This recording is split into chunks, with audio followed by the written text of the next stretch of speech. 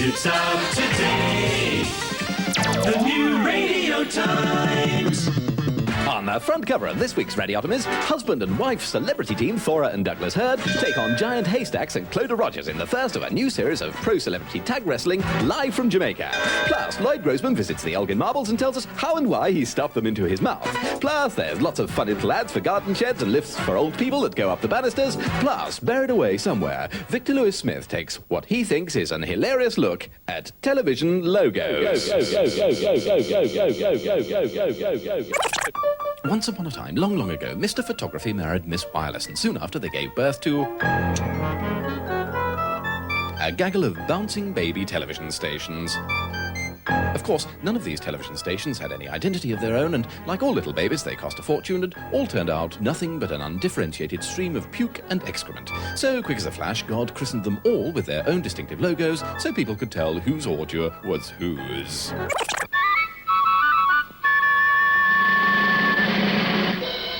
Using such advanced state-of-the-art graphic techniques such as cardboard cutouts, tracing paper, some glue and bits of string, these magnificent cultural icons were apparently voiced by members of the royal family. 90s television, Channel 8. Made great use of regional dialect and relied on methods of animation abandoned by Walt Disney in 1920. There is a fundamental law of television which states that the grandeur of the logo is in inverse proportion to the importance of the TV station. This was Westwood Television's logo. And these were the not-at-all ship-shape premises of Westwood TV, whose most notable production was... OR, Modern Pig Farmer Today, from Westwood... Modern Pig Farmer Today. The station narrowly missed winning a BAFTA on a technicality. All its programmes had pigs in them. Frankly, the galleon should have been... a peddler. Anyway, in reality, Westwood lost its franchise, so its flagship turned out to be the Titanic. But the band played on. We're playing a song called On. Curious name for a song, On, but that's what they played. The band played On. We're playing a song called On. Boo boo pig.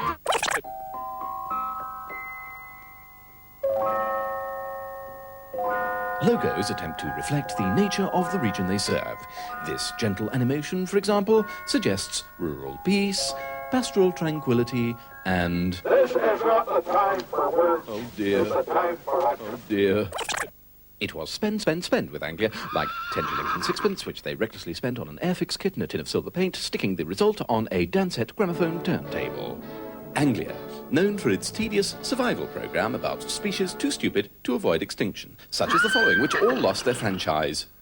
No flowers or sympathy, please. After all, Southern made Howe and gave Fred Dinage his break. Why? Rediffusion was responsible for the Dickie Henderson half hour. And ATV made Crossroads, a show with characters so one-dimensional that when they were shot in profile, they completely disappeared from view.